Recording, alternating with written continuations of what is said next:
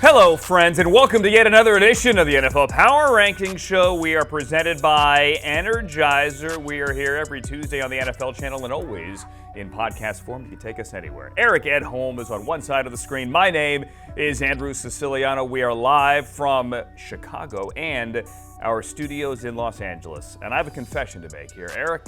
So I looked at week 3, and we could just pull back the curtain. When we did the show last week, and we're looking at all these great Week 3 games, I didn't think the schedule was any good. Really, I didn't. I mean, there's the Falcons and the Lions. That game really wasn't even that good. But the rest of the schedule, you're like, eh. And then, what do you know? We had another one of those crazy, you have to see it to believe it kind of weeks. And even Taylor Swift showed up and dropped F-bombs from a suite at Arrowhead.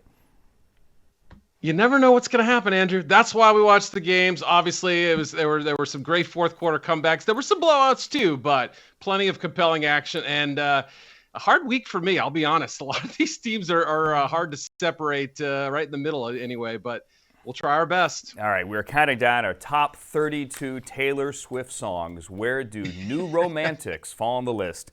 As Travis Kelce and Taylor are now America's #1 couple. The new rankings, which you can find on NFL.com, or if you scan that funny-looking QR thing on your screen, have the Dolphins up 4 to #1. And then the Niners, the Chiefs, the Eagles, and the Buffalo Bills there at number 5.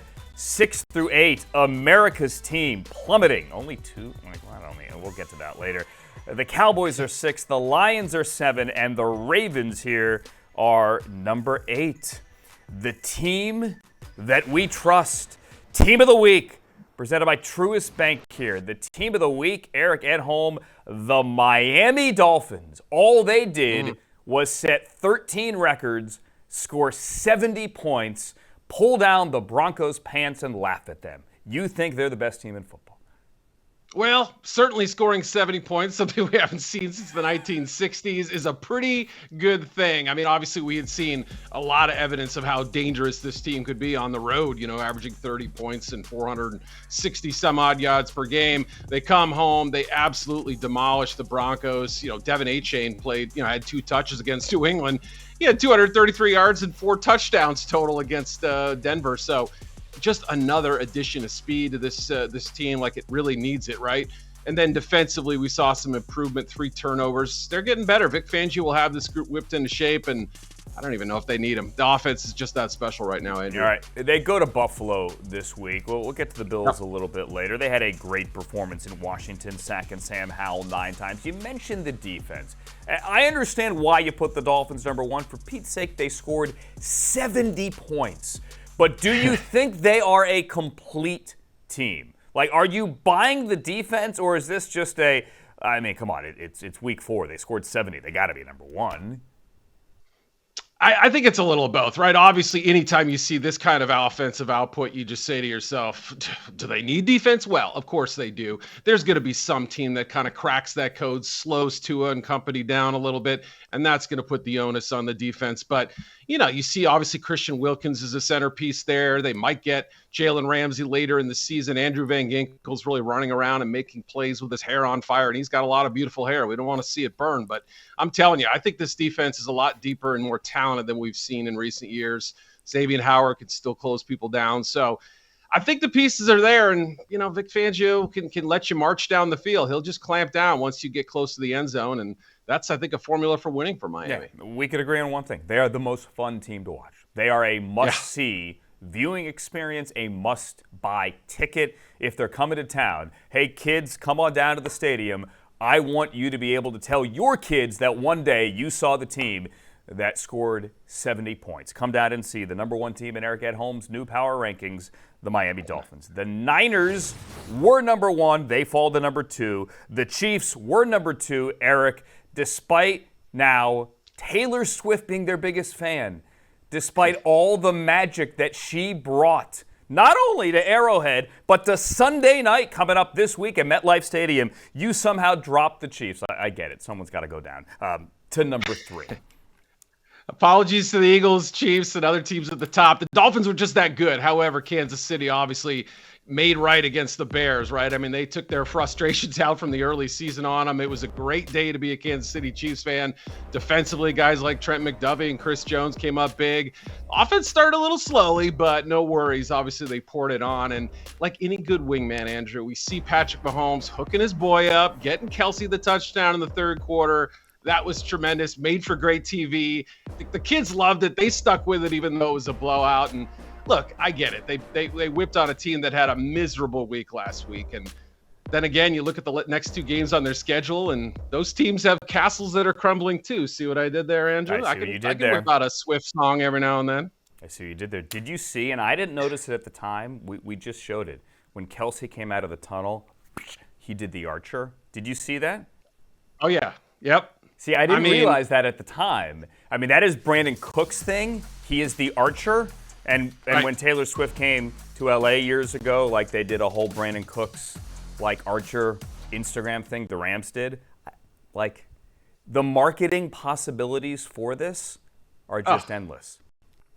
Amazing. I had it explained to me. That's why I know about it, just so everyone knows. I am uncool, but I did have someone tell me what that meant. So we should also point out that the whole Taylor Swift thing really, it just makes us avoid the fact that the Chiefs' two offensive tackle positions are still a mess, but they found a way to win without them, and they are number 3, down 1. The Eagles are down 1 somehow to number 4. Let's do future champions presented by FanDuel. Eagles won on Monday night. They're one of only 3 remaining undefeated teams in the National Football League. They are still the favorite in the NFC East. And look, I said this to our friend Steve White on Game Day Final on NFL Network after the Eagles beat the Buccaneers in a scoregami. We've never seen that before, 25-11, Eric, is that I feel like everyone's nitpicking them. Who cares they won? Yes, Hurts turned it over twice. We don't expect to see that. But they limited the Bucs to 3 second-half drives. Like Nick Sirianni almost had to defend the fact that in the second half, all they did was run the ball. If you can't stop it, then keep running it. Yeah, I think we would have had a different reaction had some of those field goals been touchdowns, right? They did bog down a little bit. Credit to the Bucs, played pretty good red zone defense. But yeah, I do feel like there is a little bit of piling on at this point and nitpicking. And look, we complained about the Hurts and AJ Brown not being on the same page last week. They figured that out, right? I understand the red zone offense is kind of the concern du jour, but let's understand that it really hasn't been the problem. It was 6 for 8 before that game. So, they're doing good things. It's starting to come together. It's hard to complain. And guess what? That defensive line that everybody raved about in August last year, they put in a 2022 type performance, I thought, up front. I mean, Jalen Carter's the real deal, and he's playing 25 snaps a game. They have the horses to just throw waves at you. That's what makes them good, and that's what puts them so high on this list. The 2 best defensive tackles in the NFL when it comes to pressures, overall pressures through 3 weeks, Aaron Donald and Jalen Carter. The second of whom is a rookie who did force a fumble, knocking the ball out of Rachaad White's hands on Monday night. One of the 2 Buccaneers turnovers. They had not turned the ball over in their first 2 games. It's interesting for me this week. The Eagles get the Commanders. It is a short week. Washington was embarrassed Sunday by Buffalo. However, it was Ron Rivera, who I believe ran the ball 85 times last year, to hand the Eagles in primetime their first loss of the year after opening the season 8-0. All right, let's get to the Cowboys, America's team. Yep. I gave you grief last week, Eric, because you didn't have them number 1. I tweeted, it was all in jest, that you hate America and you hate America's team because you didn't have the Cowboys number 1. Now, they are 6. They are down only 2. Explain to me how they drop only 2 when they go on the road as a double-digit favorite to the team last week you had as the worst team in organized football and lose by double digits. Are we going to do this every week? You're just going to take the Cowboys and scrutinize every position I take on them, right? And I don't even like the Cowboys, but you do realize, because you do watch the screaming head shows, right? That right? Like, the old local news thing, if it bleeds, it leads. Like, if it's the Cowboys, it leads all 12 months of the year. especially after that game. I mean, it was everything pointed towards them winning that game and winning it handily, obviously. But a lot of people, I don't think, watched how good the Cardinals could be, and they threw a read option at the Cowboys that they didn't know what to do with. Josh Dobbs was giving them all kinds of problems, not just running it, throwing it too. If this defense wants to, be known as one of the best units in recent years, which is what the talk was after 2 weeks, it can't let things like this happen. I understand Trayvon Diggs got hurt and is out for the season. He was not the reason they lost, right? I think only Stephon Gilmore and a couple of guys really sort of showed up for that game. The secondary was a mess. The assignment football up front was a mess. And look, I mean, you could say the offense struggled because they missed 3 offensive linemen, but 12 flags thrown against them in the first half, Andrew. I mean, that's ridiculous. I think their discipline coming into that game spoke of a team that thought they were going to win and didn't. And this should serve as a pretty good reminder. They got work to do. Yeah, funny how offenses stall when you miss 3 offensive linemen. Now, that said, Rondale Moore is still running, okay? And Josh Dobbs is still throwing to wide open rookies 30 yards downfield. Right. So those issues weren't affected, you would have to say, by the 3 missing offensive linemen. I think the Screaming Head shows, and of course this show, which is the only show you should watch, I think we have something to talk about next week when Bill Belichick's defense goes in there and makes this game Sunday at 4:25 Eastern Time far closer than anyone thought it would be. So the Cowboys are 6, the Lions are 7. They moved up 1 big win over the Falcons, what we thought was the game of the week, but turned out to be kind of a snoozer. Jared Goff work on the celebration. And then you have the Baltimore Ravens, who are down 1. They lost in overtime to the Indianapolis Colts. We both agree it should have been pass interference, and the Ravens should have kept the ball in overtime. That aside, I think it's amazing that they're even in these games considering half of their starters are out. I mean, their left tackle, their center, their number 1 corner, their number 1 safety, their top 2 running backs, and their number 1 wide receiver, Eric. And yet they were still expected to win this game and still had ample chances to do so. But, Lamar loses a fumble in the first half. Kenyon Drake loses a bad one, doesn't see the guy coming behind him. So many plays you'd want back. Gardner Minshew fumbles and the ball rolls around for about 7 seconds. They can't get their hands on it. There were just so many plays like that. And the fair catch on the free kick after the safety, right at the end of regulation. John Harbaugh is known for extremely well-coached teams, prepared teams. They looked a little caught off guard there. The special teams went in the favor of the Colts. So this is a tough one for me. I didn't know whether I should really penalize them and drop them much farther or think this was sort of a 1-week blip. I suspect with the injuries, it tends towards the latter because last week the offense did look like it was making some strides here. I don't know. You tell me. Where does this team belong? The thing with the fair catch there, it was a fascinating explanation. I don't know if it's an excuse, it's an explanation for Harbaugh. He said that before the play, they thought they were under 2 minutes. Correct. And then the scoreboard clock operator changed it to more than 2 minutes remaining. Yep. Which makes sense that you might be confused, but at the same time, wouldn't you know whether or not they had called the 2-minute warning? Like, it's a TV timeout. Like, you know whether or not we had the 2-minute warning. I know this, and you asked me where I think they should be. I think they're a little bit lower here, but I always think he's the best head coach in the NFL at any given moment because he fights through these injuries. I know this. The game coming up in Cleveland on Sunday between the Ravens and the Browns is must-see TV. And look what we did there. Where are the Browns in the new power rankings? Coming up next on the NFL Power Ranking Show presented by Energizer, the best defense in football gets that team where? We'll tell you.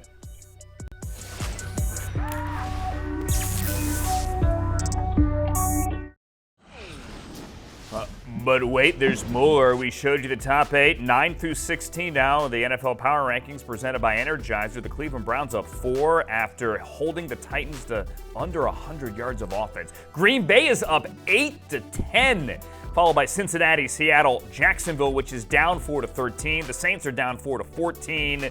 And then you have the Chargers and the Pittsburgh Steelers. My name is Andrew Siciliano. Eric Edholm is with us. Let's get to the Cleveland Browns. The 3 best defensive performances by any team in any game this year are the Browns in weeks 1, 2, and 3, Eric. That's absurd. Legit, absolutely legit. There was some question maybe after week one. Okay, how good is this team? How much have they really improved on that side of the ball? I think we've seen enough evidence to this point to say they targeted certain positions this offseason and made sure we are not going to have a problem at defensive tackle this year. We're not going to have a problem at linebacker. And the addition of Jim Schwartz, obviously, bringing back the wide nine rusher, one of my all-time favorites. Myles Garrett was unbelievable Sunday, but it was a full team effort. And oh, by the way, Deshaun Watson probably played his best game as a Brown. Still not perfect. Still got work to do there, too. But hard not to like how they responded after the tough losses to the Pittsburgh Steelers. And, they're trending up, no doubt about it. He absolutely played his best game as a Brown. Absolutely. And guess what? Yeah. Myles Garrett, on one of his sacks in the fourth quarter on Ryan Tannehill, was clearly held by Andre Dillard, who he terrorized the entire game, in the end zone. Should have been a safety. Tannehill got out of the end zone. He sacked him on the 2. Garrett had 3.5 sacks. And again, it's the Browns and the Ravens coming up this Sunday in Cleveland. The Browns are 9. The Packers are 10 after rallying from down double digits in the fourth quarter. They are making power moves here, presented to you by Energizer. They are up 8, Eric. That is huge. They are a top 10 team now in your eyes.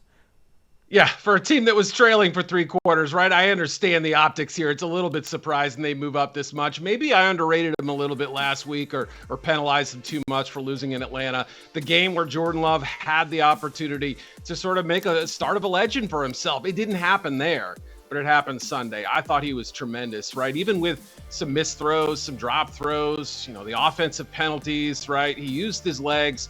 He threw the ball vertically, threw it with touch. Really trusted guys like Dobbs in the end zone there and Reed after a couple of misconnections. Just high-level stuff, right? This is what he's been learning since, subbing behind Aaron Rodgers, only getting the one start. He's put in the time, and it's starting to pay off now. But Rashawn Gary, too, coming off the ACL, really hadn't used him much the first couple weeks. He got in there, got his 3 sacks, was really emotional after the game. This team has something special going on, even if they were helped by, the Saints quarterback getting hurt. And a little bit of luck there. The luck, the missed field goal there at the end, yep, where Jameis Winston off the bench for the injured Derek Carr. And by the way, I think the Saints win this game if Carr doesn't get hurt.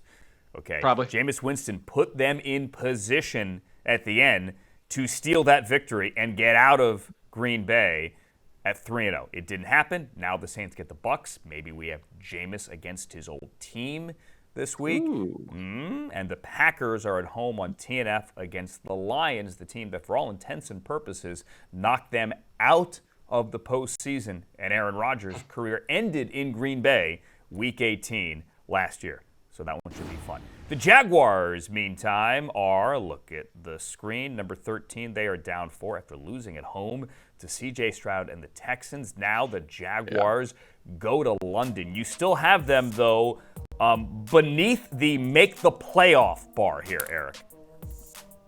Yeah, this is a Jaguars team that's obviously in a division with a lot of questions right now. Maybe the Colts and Texans are better. We certainly don't know exactly how it's going to all go out, but this is the team you figure should win it, not lose at home to a team like the Texans in rebuild mode. So special teams breakdowns, third down offense, a secondary that was under siege. They have issues in all 3 phases right now, arguably, even if it's only one game. The third down stuff has been lingering all season long. I'm sorry, but with Trevor Lawrence, ETN, Ridley, Evan Engram, Kirk, all these guys, they should not be having these issues.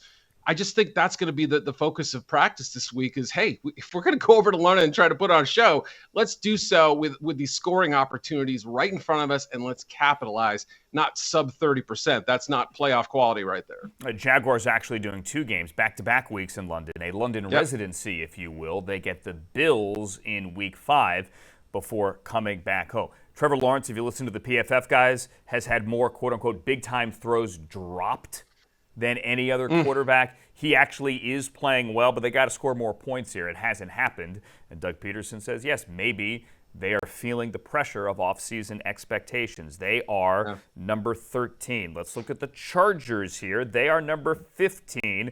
They are up 1 after surviving a nail-biter in Minnesota. I'm telling you, and Eric, and you and I talked about this off the air, After Brandon Staley went for it inside his own 25 and didn't get it. Right, the Chargers only survived because Kirk Cousins didn't think of spiking the football and because TJ Hawkinson could not hang on to this when Cousins hit him in the chest. Yeah, it felt like they had 4 passes clang off receivers' hands in the last 2 minutes. It was absolutely insane. Now, the risk itself, some people are going to love it. They're going to say, this is modern football. This is analytics. They say you should go for it. Other people are going to say, what are you thinking, even if you are up 4 and they don't have any timeouts? Either way, I guess you'd say the defense bailed them out. Look, the bottom line is that they have a special combo with Justin Herbert and Keenan Allen, and everyone's begging them not to screw this up. We want to see this team have their moment in the sun. They've got the talent, but obviously they put themselves in these sort of unbinding situations where, they don't know what to do. They don't know how to win games most of the time. And in this case, let's face it, they got a little lucky because of what you said, Minnesota's breakdown. So, yeah, I mean, it's hard to even celebrate this win. You've got the questioning of the play call. You've also got Mike Williams going down with an ACL injury. So even in a good news week, bad news. Yeah, he is out for the year. And the Chargers now come home to get the Raiders. Jimmy Garoppolo's status up in the air for that game. Listen, if TJ Hawkinson holds on to that ball, we're sitting here wondering, when is Kellen Moore named head coach? I'm being serious. And I like Brandon Staley. I truly do. But the Vikings were in position to win that game because he went for it on the 24-yard line. And they didn't get it. They got lucky, and they survived. All right, coming up, I mentioned I think the Patriots give the Cowboys a game coming up this Sunday in Dallas. Where are the Patriots after surviving a Hail Mary at MetLife? That's coming up on the NFL Power Ranking Show presented by Energizer.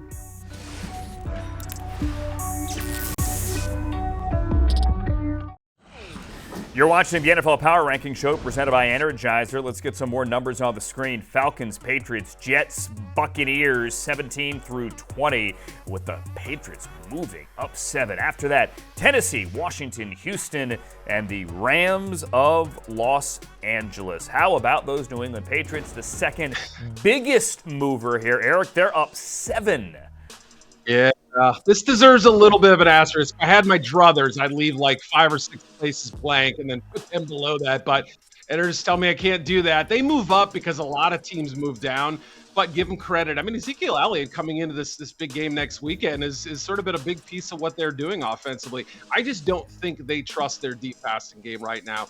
Unfortunately, that leaves them with such a small margin of error, Andrew. The special teams have to be great. The defense has to do its job like it did on Sunday. So their formula for winning is basically that every single time out, which makes me very nervous about them. But they win the game. They've been competitive in all 3, could be 3-0 technically. That's why they sit at 18, kind of reluctantly, I would say. Yeah, Randall Cobb almost caught that Hail Mary, although I think there was a hand on his back. I think he would have been down on the 1-yard line. The Texans are tied for the biggest move. Houston goes into Jacksonville, beats the Jaguars. They are up 8-23, Eric. 3-phase victory. Unbelievable. C.J. Stroud looked like he was in command, like we saw from him most of the time at Ohio State. That was the biggest development. Tank Dell, the rookie receiver, those two have found a terrific connection together.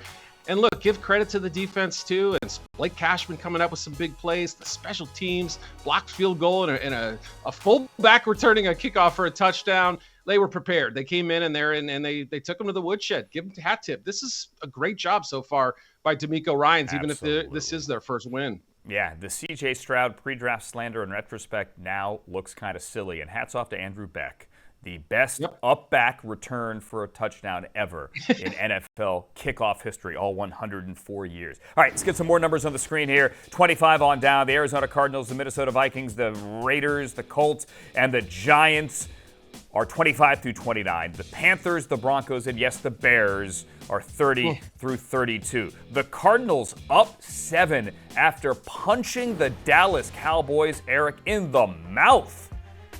Yeah, unbelievable stuff. Jonathan Gannon has had his team prepared every single week. Let's give him credit for that. And Drew Petzing is probably one of the least known offensive coordinators in this league, but his creativity, his play design, what he's doing with Joshua Dobbs, I give him a ton of credit for that. Competitive, tough, smart, prepared. What else do you want? This isn't a very talented team, but they're executing at a very high level. That's why I bumped them up. Yeah, I love the Cardinals. I truly do. I love the way they're playing. They go to San Francisco this week. I fear it could get ugly, but whatever. They will always have their win over the Cowboys. And then you have the Bears, the team that plays in your backyard as the worst team in football. We all agree. They are soon to star in that brand new show, Worst Week Ever. This is going to be a good week for us, week 4. For Eric at home, I'm Andrew Siciliano. This is the NFL Power Ranking Show, everyone. Enjoy the games this week.